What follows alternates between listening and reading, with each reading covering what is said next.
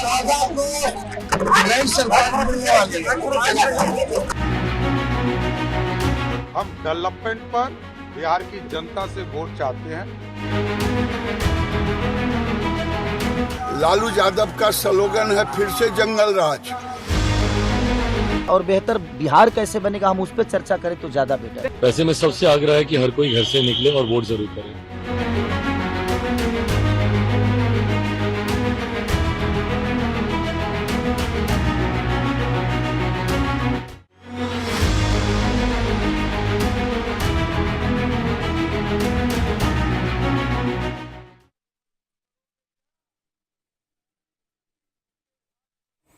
बात कर लेते हैं बिहार मतदान की। बिहार के पहले चरण का मतदान खत्म हो गया है। बिहार विधानसभा चुनाव के पहले चरण की वोटिंग भी खत्म हो चुकी है। पहले चरण में 18 जिलों की 121 सीटों पर वोटिंग हुई। पहले चरण में जो वोटिंग हुई है वो 60.25% वोटिंग हुई है। कहां पर कितनी हुई? लखीसराय में शाम 5 बजे तक 62.67% मतदान हुआ। वैशाली में शाम 5 बजे तक 59.45% वोटिंग हुई। शेखपुरा में शाम 5 बजे तक 52.36% मतदान हुआ। समस्तीपुर में ये मतदान 66.65% रहा। सहरसा में 5 बजे तक 62.65% रहा। सारण में 60.92% रहा और सीवान में 5 बजे तक करीब 57.41% मतदान हुआ। यानी कि कह सकते हैं कि लोगों ने कई जगह बढ़ चढ़कर हिस्सा लिया है, लेकिन ये कोशिश थी लोगों की कि लोग घर से बाहर निकलें, ज़ोरदार तरीके से वोट डालें। तो मुझे लगता है कि उस तरीके से उम्मीद नहीं जगी है। 10 तस्वीर बिहार चुनाव में पहले चरण के मतदान की 10 तस्वीरें हम आपके लिए लेकर आए हैं। पहली तस्वीर में आप देख सकते हैं फिर से नीतीश कुमार 2025 इस बार भी नीतीश कुमार मतदान करने पहुंचे। ये स्लोगन एनडीए का है। दूसरी तस्वीर में आरजेडी के नेता प्रतिपक्ष तेजस्वी यादव जो इस बार प्रचार करते करते कई जगह डांस भी करते हुए दिखाई दिए। अध्यक्ष वीआईपी चुनाव हुआ नहीं, मतदान हुआ नहीं था, उसके पहले एनडीए ने मुकेश सहनी को उप मुख्यमंत्री पद का उम्मीदवार बता दिया। परिवार के साथ वोट करने पहुंचे, अपनी पत्नी और बेटी के साथ वोट करने पहुंचे। डिप्टी सीएम बिहार के विजय सिन्हा आप देख सकते हैं। विजय सिन्हा जिनके ऊपर आज हमला किया गया, चप्पल फेंकी गई। विजय सिन्हा ने आरोप लगाया कि ये आरजेडी के गुंडों का काम है। इस बात की शिकायत चुनाव आयोग में भी दर्ज की गई। चुनाव आयोग ने डीजीपी को निर्देश दिए हैं कि सख्त कार्रवाई की जानी चाहिए। और केंद्रीय मंत्री राजीव रंजन जो कि केंद्रीय मंत्री के तौर पर हैं, इनके खिलाफ एफआईआर भी दर्ज हो चुकी है चुनाव आयोग की तरफ से। बिहार के मंत्री छत्तीसगढ़ के प्रभारी नितिन नबीन जो कि दोहरी भूमिका में जिम्मेदारी निभा रहे हैं। छत्तीसगढ़ के प्रभारी के तौर पर बहुत ज़्यादा समय नहीं दे पाए हैं, लेकिन किस्मत इनका साथ देगी या नहीं देगी इंतज़ार करना पड़ेगा।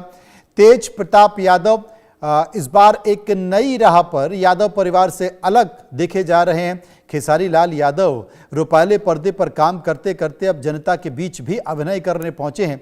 जनता सियासी अभिनय में इनकी बातों को गंभीरता से लेती है या नहीं लेती, इंतजार करना होगा। और कांग्रेस के कन्हैया कुमार की जो बातें हैं वो पूरे देश को पता है। हर बार अपनी बातों के ज़रिए वो ख़ास बातें रखते हैं, लेकिन यहाँ पर उन्होंने वोटिंग की है, मतदान किया है। और उसामा शादाब जिनके नाम को लेकर आरजेडी के उम्मीदवार हैं, जिनके नाम को लेकर भी विपक्षी पार्टी हमलावर हैं, शहाबुद्दीन को लेकर भी हमलावर थी। अब आप देखिए ये तमाम 10 तस्वीरें जो कि पहले चरण के मतदान यानी कि 121 सीटों के मतदान पर बहुत कुछ कहती हैं इस बार। लेकिन इन सब के बीच जो उप मुख्यमंत्री हैं सम्राट चौधरी, उन्होंने क्या कुछ कहा है, सुनिए। इस बार भी जिस तरह 2010 के चुनाव में लालू जी के परिवार से कोई चुनाव जीत कर नहीं आया था, इस बार भी लालू जी के पूरे परिवार से कोई चुनाव जीत कर नहीं आएगा। सबको चुनाव में हार देखना पड़ेगा। इसलिए मैं आज फिर से बिहार की जनता को बिहार के प्रशासन को और इलेक्शन कमीशन को धन्यवाद देता हूं कि शांतिपूर्ण मतदान और बिहार में बिहार की महिलाएं, नौजवान जिस तरह मतदान एनडीए के लिए की है, सबको मैं बधाई देता हूं, धन्यवाद देता हूं जिन्होंने एनडीए पर भरोसा किया, आदरणीय प्रधानमंत्री नरेंद्र मोदी जी पर भरोसा किया, बिहार के मुख्यमंत्री नीतीश कुमार जी पर भरोसा किया और एनडीए के पक्ष में मतदान किया। इसलिए सभी को, मैं बिहार के आम जनता को, 121 विधानसभा क्षेत्र के लोगों को धन्यवाद देता हूं और आगे आने वाले 122 सीटों पर जब 11 तारीख को मतदान होगा तो जरूर उन लोगों से भी आग्रह करता हूं कि इसी तरह थम्पिंग मेजोरिटी देकर बिहार को अस्थायी सरकार, बिहार की समृद्धि के लिए, बिहार को आर्थिक रूप से बढ़ाने के लिए आप अपना सहयोग दें। धन्यवाद।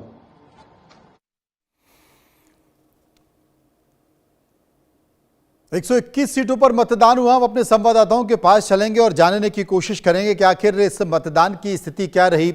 शैलेंद्र कुमार मेरे संवाददाता मेरे साथ मौजूद हैं। ये बात अलग है कि उनके पास अभी लाइट नहीं थी, लेकिन देखिए शैलेंद्र जी चमक गया, लाइट आ गई।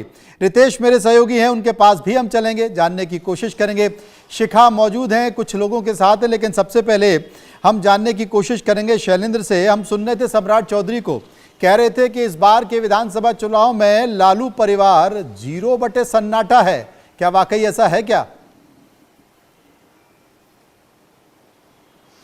देखिए, साफ तौर पे है कि आज शाम को मुश्किल से 4 मिनट की प्रेस कॉन्फ्रेंस थी सम्राट चौधरी की। 6 बजे वो सामने आए और उन्होंने कहा 121 में 100 सीट हम जीत रहे हैं, 2010 का रिकॉर्ड हम तोड़ने जा रहे हैं, यानी रिकॉर्ड हम तोड़ेंगे। और दूसरी बात यह है कि वहाँ ये माना जाता है कि राघोपुर में इस बार का जो मुकाबला है कांटे का मुकाबला है।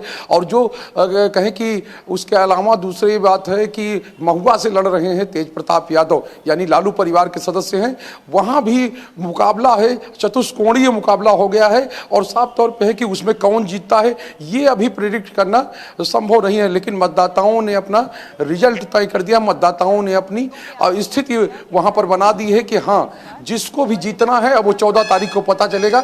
लेकिन दावों का दौर शुरू हो गया है। विशेष बात यह है कि जब जैसे ही मतदान खत्म हुआ वैसे ही एक कहे कि एक बयान जो है वो जारी किया गया राजद की ओर से कि लाठियों से पीटा गया। तमाम जो घटनाक्रम आज दिन में हुआ उस घटनाक्रम को लेकर और ये कहा गया है इन सभी चीज़ों को हमारे कार्यकर्ताओं ने या कहे कि बिहार के वोटरों ने दरकिनार करते हुए महागठबंधन को जो है वो आगे बढ़ाया है, यानी महागठबंधन को आगे वो ले जाना चाहते हैं। तो ये राजद की ओर से कहा गया। और दूसरी तरफ जो है जो सम्राट चौधरी हैं, डिप्टी सीएम है, तारापुर से खुद भी प्रत्याशी हैं, आज सुबह वहां वोट डाल के आए, उन्होंने प्रचार किया और जाकर रोड शो किया और उसके बाद पटना आए और पटना में आकर उन्होंने दावा किया। अगर बात करें तेजस्वी यादव की, तेजस्वी यादव भी आज सुबह 8:30 बजे अपने पूरे परिवार के साथ, यानी माता पिता बहन पत्नी सबके साथ गए थे वोट डालने के लिए वेटरनरी कॉलेज में, हम लोग उसके साक्षी हैं। और उसके बाद उन्होंने 18 रैलियां प्लान थी, 18 रैलियां उन्होंने की हैं। तो ये कहें कि मेहनत अपनी तरफ से चल रही है। लेकिन एक सबसे बड़ी चौंकाने वाली बात यह है कि इस बार का जो आपने जैसे बताया कि 5 बजे तक की जो वोटिंग है वो 60% है, 60% से ज़्यादा है। तो आप समझ सकते हैं कि ये वोटिंग लगभग 65% से ऊपर जाएगी, यानी पिछली बार से वोटिंग ज़्यादा है इस बार। और ये वोटर्स जो हैं इन्हीं को लेकर एक बात हो रही है कि ये सत्ता के पक्ष में है या कि सत्ता के विपक्ष में है, क्योंकि साफ तौर पे है इसमें सबसे बड़ी भूमिका जो है आधी आबादी की है, यानी महिलाओं की है। और महिलाओं पर जिस तरह से फोकस था, महिलाओं पर जिस तरह से काम हो रहे थे, महिलाओं को लेकर जिस तरह से घोषणाएं हो रही थी, और ये माना जाता है कि ये माना जा रहा है कि जो वोटिंग ज़्यादा हुई है उसमें महिलाओं का परसेंटेज जाता है, यानी महिलाएं खुलकर सामने आई हैं, उन्होंने मतदान किया है और वही सरकार बनाने और बिगाड़ने में अपनी भूमिका को अदा करेंगी। और ये कह सकते हैं कि जिस तरह से आज हमने यानी दिन में लगभग पटना में 14 सीटें हैं, 6 सीटों में मुझको जाने का मौका मिला और वहां जाकर हमने लोगों से बात की और लगभग इस दौरान 100 से ज़्यादा लोगों से मेरी बातचीत हुई। तो तमाम ऐसे लोग थे, तमाम ऐसे जो वोटर्स हैं, उनमें यही था कि हमको पुराना दौर नहीं लाना है, जिस दौर की बात होती है कि हमको उस दौर में नहीं जाना है। विकास हो रहा है, और रोजगार अगर नहीं होता, अगर लोग अपनी रोजी रोटी नहीं चला रहे होते तो कैसे होता। तो ये एक कॉमन पीपुल की बात है जो हम कह रहे हैं, यानी जो हमने दिन भर सुना, लेकिन साफ तौर पे है। खैर अब जो भी है शैलेंद्र जी, ये तो सब चला गया, ये तो सब ईवीएम में कैद हो गया कि किसने क्या कहा है। मैं रितेश के पास पहुंचूंगा, लेकिन शिखा के पास जाऊंगा। कुछ लोग उनके पास खड़े हुए हैं। शिखा, आपने भी तमाम खाक छानी है, राजनीतिक तौर पर इसे समझा जाए तो आसपास के लोग क्या कह रहे हैं? जी बिल्कुल, यहाँ पे जो माहौल है फिलहाल जो है, कई सारे लोग मेरे साथ मौजूद हैं जिनका कहना है कि उनका इस बार का जो अनुभव रहा चुनाव का अच्छा रहा, और ये जो माहौल है ये आंकड़ों में भी दर्शा रहा है, क्योंकि 60% से ज्यादा की वोटिंग परसेंटेज रिकॉर्ड की गई है। सबसे ज्यादा बेगूसराय में वोटिंग हुई है और उसके सबसे ज्यादा कम पटना में रही है। तो पटना जो है, पटना सिटी होने का अपना जो एक औहदा है उसको बरकरार रखते हुए अर्बन वोटर जो है उसकी एक रेपुटेशन जो बनी होती है कि वो कम निकलता है, उसमें खरा उतर रहा है। मेरे पास इस समय पटना के ही कुछ वोटर्स मौजूद है, मैं उनसे बात करूंगी। किन मुद्दों पर सर आपने वोट किया है और कैसा अनुभव रहा है इस बार? मेन फर्स्ट पे है एजुकेशन, क्योंकि प्राइमरी एजुकेशन जो है टोटली 1 साल 2 साल से बिल्टअप स्टार्ट हुआ है, लेकिन we have to work more. Second thing is the hospitals. If you go village area, hospital is the big problem for the poor people. This 2 points we consider for voting. जी, और भी लोग मेरे साथ मौजूद हैं। आपने भी वोट किया होगा यहाँ पे। बिल्कुल शिखा, एक बार नितिन गडकरी क्या कुछ कह रहे हैं ये सुन लेते हैं। देखिए, डेवलपमेंट तो हुआ है, शख्सियत मौजूद है जो वरिष्ठ राजनेता होने के साथ साथ जिनको भविष्य का दृष्टा भी कहा जाता है। बात करेंगे केंद्रीय मंत्री नितिन गडकरी से। नितिन जी, देश में सबसे पहले आप ही ने बताया था कि आगे चल करके इथेनॉल की क्या आवश्यकता है, आगे चल करके किस तरीके से इलेक्ट्रॉनिक व्हीकल की आवश्यकता है, आगे चल करके किस तरीके से हाइड्रोजन फ्यूल की आवश्यकता है। आप भविष्य पढ़ लेते हैं, बिहार का भविष्य क्या है, आगे किसकी सरकार बनेगी, और सरकार बनेगी तो एनडीए की कितनी सीटें आएंगी? पिछले 10-15 साल से राज्य सरकार और भारत सरकार, ये डबल इंजन की सरकार चल रही है बिहार में, और जो काम हमने किया है उसके परिणाम दिख रहे हैं। सब जगह अच्छे रोड बने हैं, और ये जो बिहार की जनता विकास के लिए भूखी थी उसको पहली बार विकास देखने के लिए मिला है, और वो विकास आगे और आना चाहिए। इसलिए बिहार की जनता निश्चित रूप से भारतीय जनता पार्टी और जनता दल, इनकी जो अलायंस है हमारी एनडीए की, इसको निश्चित रूप से जिताएगी, ऐसा मेरा विश्वास है। आप हाइड्रोजन फ्यूल की बात करते हैं, लेकिन कांग्रेस के नेता हैं राहुल गांधी जो हर जगह हाइड्रोजन बम की बात करते हैं। अब कह रहे हैं कि बीजेपी वोट चोरी करती है, चुनाव आयोग वोट चोरी करवाने का काम कर रहा है। किस तरह से देखते हैं ऐसे जब आरोप लगते हैं नेता प्रतिपक्ष के द्वारा? देखिए, चुनाव में हार जीत होती है, हार होने के बाद उसको स्वीकारना और अगले चुनाव की तैयारी करना। पर इस प्रकार से चुनाव आयोग पर आरोप करना ये लोकतंत्र के लिए अच्छी बात नहीं है। इसमें लोकतंत्र का बहुत नुकसान होगा, इससे बच के रहना ही अच्छा रहेगा। सर, बिहार चुनाव की जब शुरुआत हुई थी तभी से भाषा की मर्यादा भंग हो चुकी थी। सबसे पहले प्रधानमंत्री नरेंद्र मोदी की मां के बारे में अभद्र शब्द कहे गए, बाद में प्रधानमंत्री नरेंद्र मोदी को कभी चोर कहा गया, कभी कहा गया ऑपरेशन सिंदूर में डरपोक कहा गया राहुल गांधी के द्वारा। ऐसे शब्दों का प्रयोग क्या राजनीति में उचित है? बिल्कुल उचित नहीं है। विचारों की लड़ाई होती है, और राजनीति में और लोकतंत्र में स्वाभाविक रूप से मतभेद होने के बाद में भी लड़ाई जो होती है उसका दर्जा निश्चित रूप से मेंटेन करना चाहिए। इस प्रकार की टीका बहुत दुर्भाग्यपूर्ण है और निषेधार्ह भी है। सर, बिहार की बात करें हम, अगर बिहार में जब भी विधानसभा चुनाव होते हैं, लोकसभा चुनाव होते हैं, तो कहा जाता है यहाँ पर जातियाँ वोट करती हैं। लेकिन मैंने देखा जब भी केंद्रीय मंत्री नितिन गडकरी की बात होती है तो वो कहते हैं मैं हमेशा काम के आधार पर वोट मांगता हूँ, जाति के आधार पर कभी वोट नहीं मांगता। देखिए, जात पंथ धर्म भाषा और सेक्स है, कोई बड़ा नहीं होता, कोई छोटा नहीं होता। बड़ा और छोटा उसके कार्यों से होता है। हिंदू को जिस भाव में पेट्रोल मिलता है, डीजल मिलता है, उसी भाव में मुसलमान को मिलता है। गरीबी, भुखमरी, बेरोजगारी, ये हमारी समस्या है। गांव, गरीब, मजदूर, किसान का कल्याण कैसे हो, ये हमारा एजेंडा है। और इसलिए सामाजिक क्षेत्र में, शिक्षा के क्षेत्र में और आर्थिक क्षेत्र में, उद्योगों के क्षेत्र में, कृषि के क्षेत्र में हम विकास करेंगे तो गरीबी, भुखमरी, बेरोजगारी दूर होगी। हमें देश को विश्वगुरु बनाना है। पर जात, पंथ, धर्म, भाषा, सामाजिक विषमता, आर्थिक विषमता, ये विवाद खड़े करेंगे हम तो इससे किसी का भला नहीं होगा।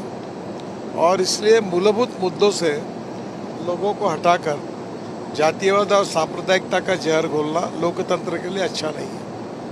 मैं कन्विक्शन में इसका विरोधी हूँ और मैं इसलिए हर बात ये कहने की कोशिश करता हूँ कि आपका भविष्य किस विषयों के साथ जुड़ा है, उसका विचार करके आप वोट करिए।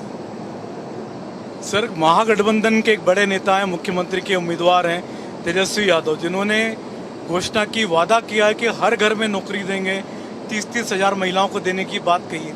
आपको लगता है ये ऐसे चुनावी वादे हैं जिनको कोई सरकार बनने पर भी पूरा कर पाएंगे? देखो, उनके पार्टी को इसके पहले जब लालू जी भी मुख्यमंत्री थे, कितने रोजगार निर्माण हुए, कितने उद्योग आए, water, power, transport, communication, infrastructure में क्या काम हुआ? कुछ हुआ ही नहीं। उसी के कारण तो इंडस्ट्री आई नहीं, तो लोगों को पलायन करना पड़ा। चुनाव में इस प्रकार की बातें लोग करते हैं, पर ये पब्लिक है, ये सब जानती है किसमें सच्चाई है, किसमें नहीं है, वो विचार करके वोट देती है। सर, आपको 11 साल हो गए केंद्रीय मंत्री बने हुए। 11 साल पहले बिहार की सड़कों की हालत क्या थी और आज की हालत? आज सभी लोग बिहार में सड़कों की तारीफ करते हैं। हाँ, तो बिहार बदल गया और इसी बात पर हम वोट मांग रहे हैं। हम जात पर नहीं मांग रहे, हम काम पर मांग रहे हैं। और इसलिए निश्चित रूप से बिहार का और विकास होना चाहिए, इसके लिए लोग हमको वोट देंगे। और मैंने कहा है कि इसी प्रकार से काम चलता रहेगा तो ये टेन्यूअर ख़त्म होने के पहले निश्चित रूप से बिहार के रोड अमेरिका के बराबर हम करने की कोशिश करेंगे। एक आखिरी सवाल है सर, आपके मंत्रालय से जुड़ा हुआ है। कहा जा रहा है कि देहरादून, दिल्ली देहरादून सड़क का जल्दी से जल्दी काम भी पूरा होगा। कब तक सर ये शुरू होने की उम्मीद है? और साथ ही साथ मुंबई दिल्ली एक्सप्रेस हाईवे, उसका भी इंतजार सभी को है। दिल्ली से देहरादून 2 घंटे में होगा और इसी साल नवंबर एंड के पहले काम पूरा हो जाएगा। हम प्रधानमंत्री जी का समय मांगा है। और कानपुर से लखनऊ आधा घंटे में होगा, वो भी काम लगभग पूरा हुआ है। और हमने रिक्वेस्ट की है कि प्रधानमंत्री की डेट मिले तो दोनों का उद्घाटन करेंगे। ये थे केंद्रीय मंत्री नितिन गडकरी, जिनका कहना है कि फिर से एक बार एनडीए की सरकार बिहार में बनने जा रही है। और जहां तक सड़कों की बात है तो सभी लोग अक्रॉस द पार्टी लाइन ये मानते हैं कि बिहार में अच्छी सड़कें बनी हैं। कैमरामैन दिनेश ठाकुर के साथ संजय शर्मा, इंडिया न्यूज़, दिल्ली। हमारे तीनों संवाददाता इस वक्त हमारे साथ मौजूद हैं। रितेश मेरे साथ मौजूद है। रितेश, मतदान हुआ, मतदान के दौरान आपको क्या आभास हुआ? अब बिल्कुल देखिए कि मैं छपरा में था और मैंने कई सारी जो विधानसभा सीट्स हैं, तकरीबन 4-5 जो विधानसभा सीट्स हैं, उनको मैंने टच किया। और मैंने इसमें ख्याल रखा कि ना सिर्फ शहरी जो बूथ्स हैं, बल्कि ज़्यादा से ज़्यादा जो गांव, ग्रामीण इलाके के बूथ हैं, जो बहुत ज़्यादा अंदरूनी हिस्सों में जो बूथ्स हैं, वहाँ पर पहुँचा जाए। क्योंकि मैंने एक ट्रेंड देखा है कि शहर में जो वोटिंग का ट्रेंड होता है वो उतना उसमें उतनी एनर्जी नहीं दिखती है। लोग आराम से कैजुअल अप्रोच में बूथों पर निकलते हैं। लेकिन गांव में मैंने देखा कि लोग सुबह 7 बजे से वोटिंग होने वाली है, 6 बजे वो कतार में लगे हुए हैं और बड़ी तादाद में लोग और मुखर होकर वो बात कर रहे थे। महिलाएं जो थी वो सबसे ज्यादा, मैंने देखा कि अगर किसी बूथ पर 50 पुरुष है तो उससे कहीं ज्यादा तादाद में महिलाएं जो है दूसरी कतार में लगी हुई थी। सभी लोगों से मैंने पूछा कि क्या क्या मुद्दे आपके क्या होंगे। मैंने एक चीज गौर किया, मैंने माइन्यूटली देखा कि जो युवा है वो बेरोजगारी, शिक्षा, ये बात कुछ लोग ऐसे भी हैं जो शिक्षा का सिर्फ शिक्षा बोलते हैं, बट उन्हें कहां वोट करना है उन्हें पता है। लेकिन एक जो सरकार को लेकर एक जो नाराजगी होती है, एक एंटी इनकम्बेंसी होती है कि नहीं, इस सरकार को किसी भी तरीके में किसी भी सूरत में आपको विदाई कर देना है, इस सरकार से मैं त्रस्त हूं, मैं परेशान, वो नीतीश सरकार के खिलाफ मुझे नहीं दिखी। यानी कहीं ना कहीं लोग भले अफसरशाही, भ्रष्टाचार, इसको लेकर लोग परेशान है, लेकिन ये कोई प्राइमरी समस्या नहीं है, क्योंकि सड़क, बिजली, नल जल, ये जो बेसिक जो समस्याएं कभी बिहार में हुआ करती थी, ये अब मुद्दा नहीं है। हालांकि जो प्रत्याशी हैं वो जरूर उठाते हैं, लेकिन ये कोई बहुत बड़ी मुद्दा नहीं है।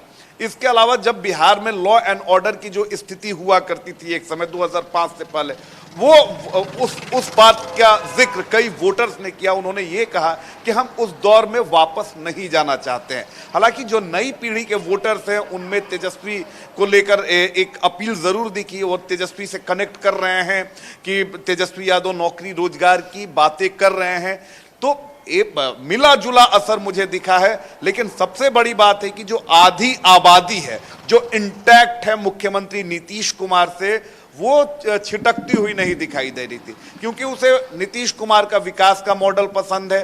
2005 में नीतीश कुमार ने जब सत्ता संभाली थी तब उन्होंने साइकिल योजना शुरू की, उसके बाद पोशाक योजना शुरू की लड़कियों, तो ये सारी चीजें जो है वो महिलाओं के जेहन में है। तो नेक और बिल्कुल आपने सही कहा, जिस बात का जिक्र शैलेंद्र कर रहे हैं उसी बात का जिक्र आप भी कर रहे हैं कि इस सरकार में, जिसकी भी सरकार बने, चाहे वो महागठबंधन की बने या एनडीए की बने, महिलाओं की बड़ी भूमिका होगी। और हाल के दिनों में जितने भी राज्यों में सरकारें बनी हैं उसमें महिलाओं ने ही तय किया है कि सरकार किसकी बनेगी। शुक्रिया हम रितेश का करेंगे, शुक्रिया हम शैलेंद्र का करेंगे जो हमारे साथ इस मतदान पर